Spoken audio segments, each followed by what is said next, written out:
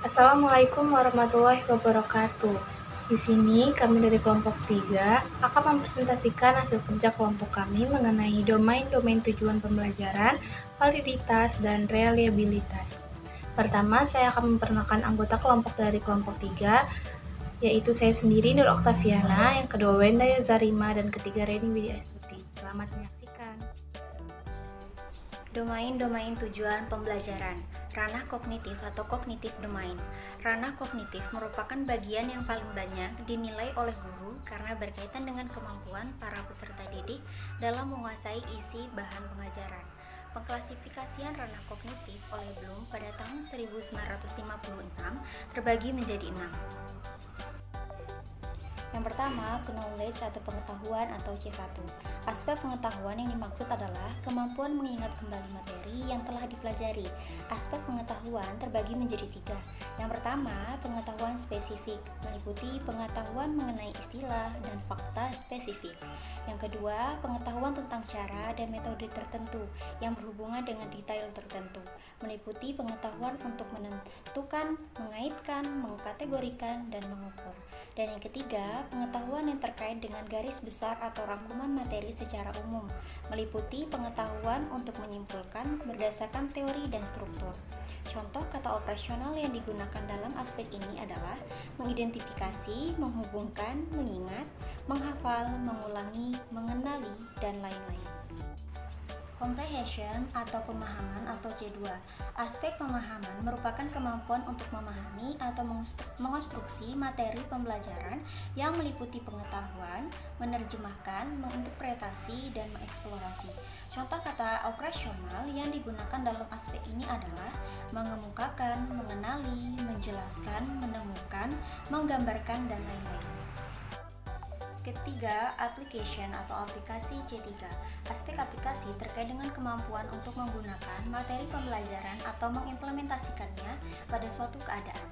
Contoh kata operasional yang digunakan dalam aspek ini adalah mendemonstrasikan, menerjemahkan, menghitung, mengembangkan, menghubungkan, dan lain sebagainya.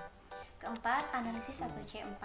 Aspek analisis meliputi kemampuan untuk memerinci, mengorganisasi, atau membedakan bagian-bagian pada materi yang dipelajari, seperti menganalisis bagian, hubungan, dan prinsip organisasi.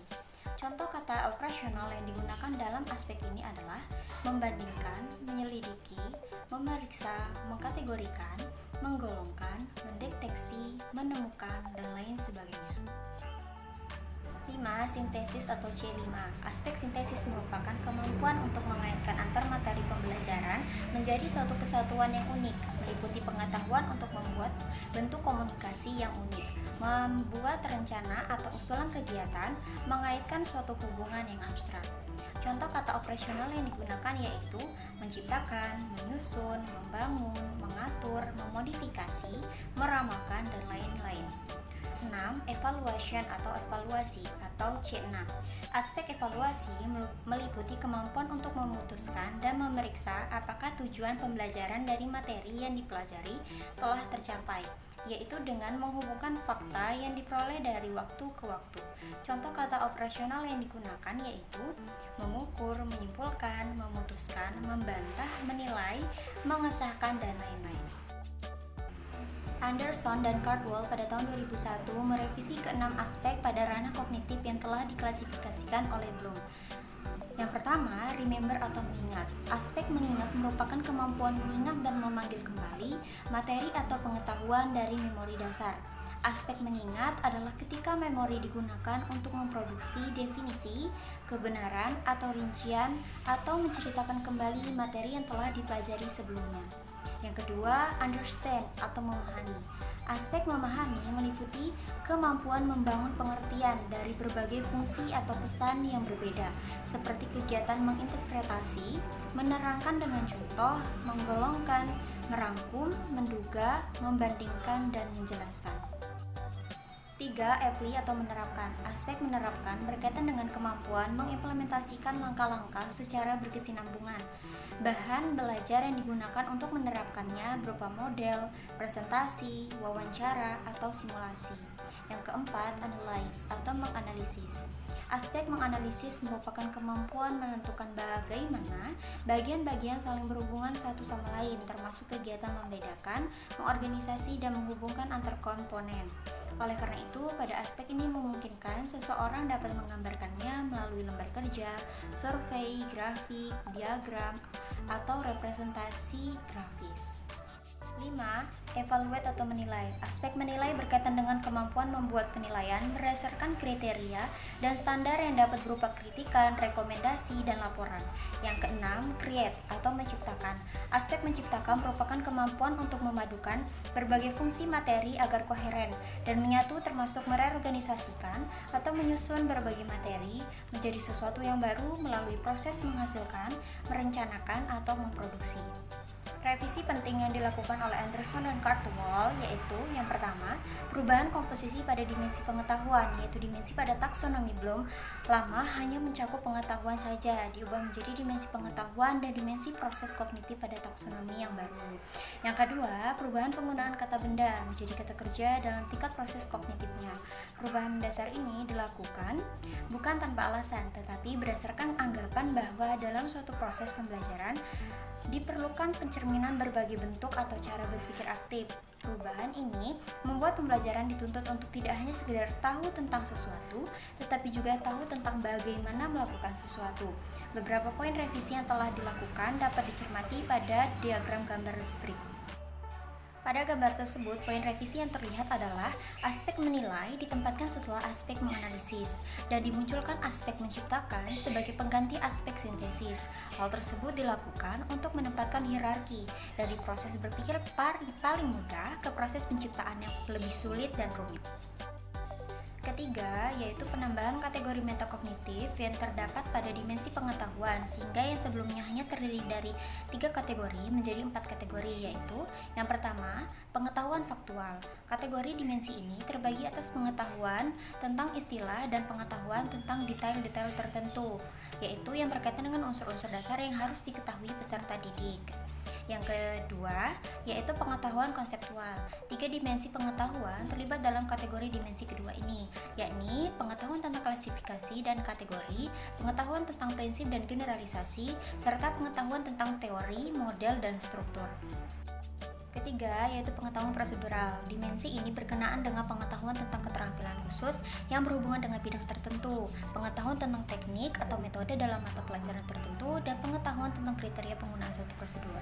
Yang keempat, pengetahuan metakognitif, yaitu suatu dimensi pengetahuan yang berkaitan dengan pengetahuan tentang kesadaran secara umum, yang mencangkup pengetahuan strategis, pengetahuan tentang operasi kognitif berupa pengetahuan konstekstual dan prasyarat, dan pengetahuan tentang diri sendiri. Keempat kategori dimensi pengetahuan tersebut kemudian dipadukan dengan 6 dimensi proses kognitif. Hal ini dilakukan berkaitan dengan proses perumusan tujuan pembelajaran dengan penggabungan 2 dimensi tersebut dalam suatu tabel yang disebut dengan tabel taksonomi seperti berikut.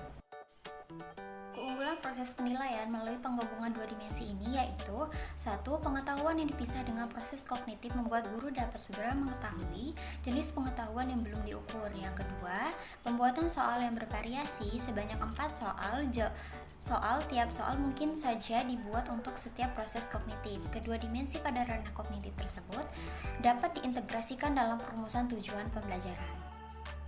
Selanjutnya itu ranah afektif atau affective domain. Ranah afektif merupakan kemampuan untuk mengutamakan perasaan, emosi, dan reaksi-reaksi yang berbeda dengan penalaran. Nah, pembagian ranah afektif itu disusun oleh Bloms dan Cartwell, yaitu yang pertama, menerima atau receiving, yaitu seseorang peka terhadap suatu perangsang dan kesediaan untuk memperhatikan rangsangan itu. Yang kedua, merespon atau responding, dinyatakan dalam suatu memberikan reaksi terhadap rangsangan yang disajikan. Ketiga, menangkap nilai atau valuing, kemampuan untuk memberikan penilaian terhadap sesuatu dan membawa diri sesuai dengan penilaian itu. Yang keempat, mengorganisasikan atau organization, kemampuan untuk memberikan suatu sistem nilai sebagai pedoman dan pegangan dalam kehidupan. Yang kelima, membentuk watak atau characterizing by a value, kemampuan untuk menghayati nilai kehidupan sehingga menjadi milik pribadi atau internalisasi. Berikut adalah gambar ranah afektif yang hierarkis. Kelima jenis tingkatan tersebut bersifat hierarki, yang artinya perilaku penerimaan merupakan yang paling rendah dan kemampuan pembentukan pola hidup merupakan perilaku yang paling tinggi. Ranah psikomotor. Rincian dalam ranah ini tidak dibuat oleh Bloom, namun oleh ahli lain yang mendasarkan ranah yang dibuat oleh Bloom, yaitu yang pertama persepsi atau perception, kemampuan untuk menggunakan isyarat-isyarat sensoris dalam memadu aktivitas motorik, contohnya pemilihan warna. Yang kedua, kesiapan atau set, kemampuan untuk menempatkan dirinya dalam memulai suatu gerakan, kesiapan fisik, mental, dan emosional untuk melakukan gerakan, contohnya posisi start lomba lari. Yang ketiga, gerakan terbimbing guided response, yaitu kemampuan untuk melakukan sesuatu gerakan sesuai dengan contoh yang diberikan, misalnya membuat lingkaran di atas pola.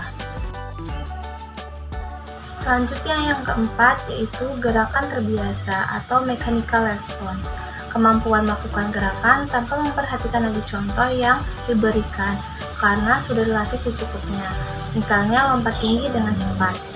Yang kelima ialah gerakan yang kompleks atau complex response, kemampuan melakukan gerakan atau keterampilan yang terdiri dari tahapan dengan lancar, tepat, dan efisien, misalnya bongkar pasang peralatan dengan cepat.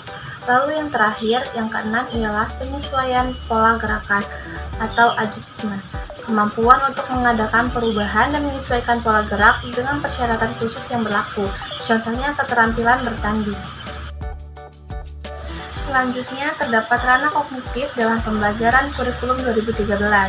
Terdapat aspek-aspek dalam ranah kognitif, yaitu yang pertama mengobservasi, lalu yang kedua menanya, yang ketiga menalar, keempat mencoba, dan yang kelima membuat jaringan. Selanjutnya, terdapat tujuan pembelajaran ranah afektif. Kompetensi kedua yang hendak dicapai dalam suatu pembelajaran terdapat pada ranah afektif.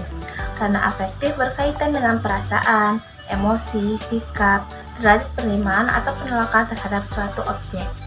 Kategori ranah afektif terbagi menjadi 5 aspek. Yang pertama ialah penerimaan terhadap stimulasi atau A1, yang kedua ialah tanggapan terhadap stimulus yaitu A2I, yang ketiga ialah penilaian atau A3, yang keempat adalah pengorganisasian atau A4, yang kelima ialah karakteristik nilai-nilai atau A5.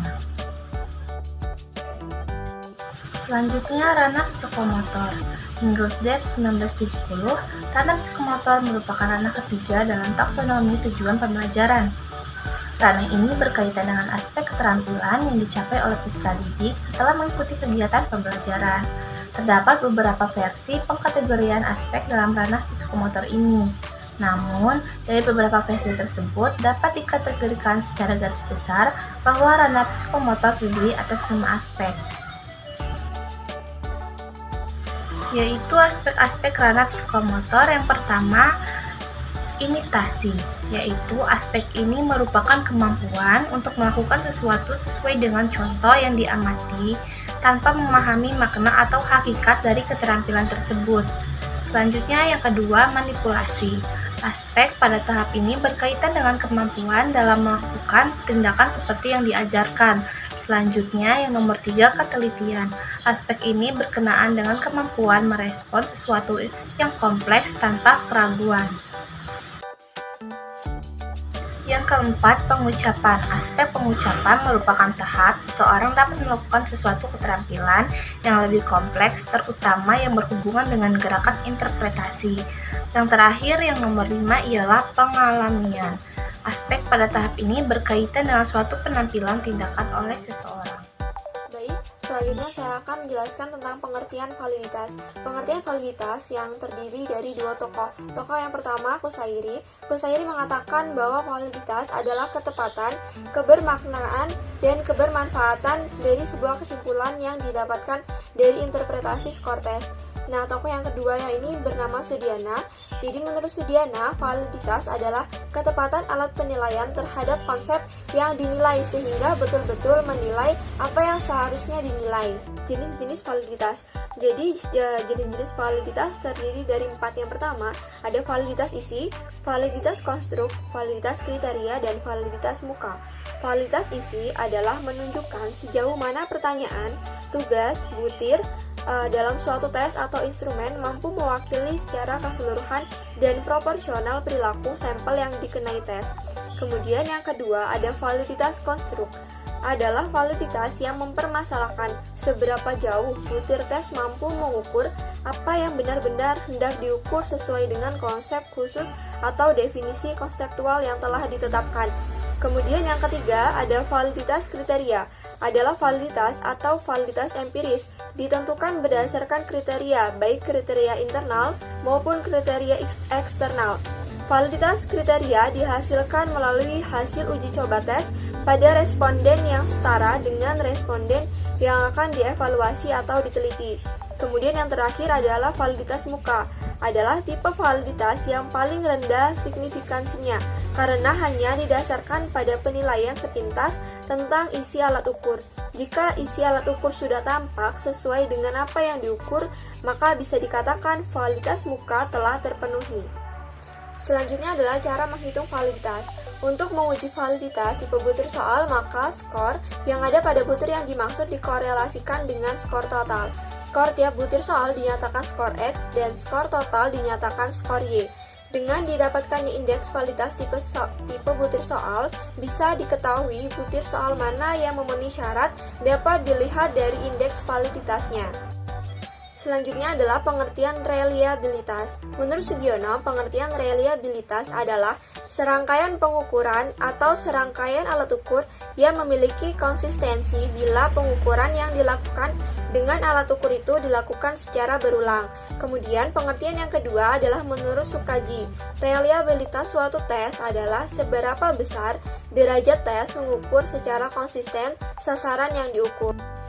Selanjutnya, pelaksanaan tes untuk menentukan reliabilitas ini terdiri dari 3. Yang pertama adalah tes tunggal, adalah tes yang terdiri dari satu perangkat yang diberikan terhadap sekelompok subjek dalam satu kali pelaksanaan. Kemudian yang kedua adalah tes ulang. Tes ulang adalah tes yang terdiri dari seperangkat tes yang diberikan kepada sekelompok subjek 2 kali. Kemudian yang ketiga adalah tes ekuivalen, adalah tes yang terdiri dari 2 perangkat, di mana soal-soal pada perangkat pertama ekuivalen dengan soal-soal pada perangkat kedua. Selanjutnya adalah jenis-jenis dari reliabilitas.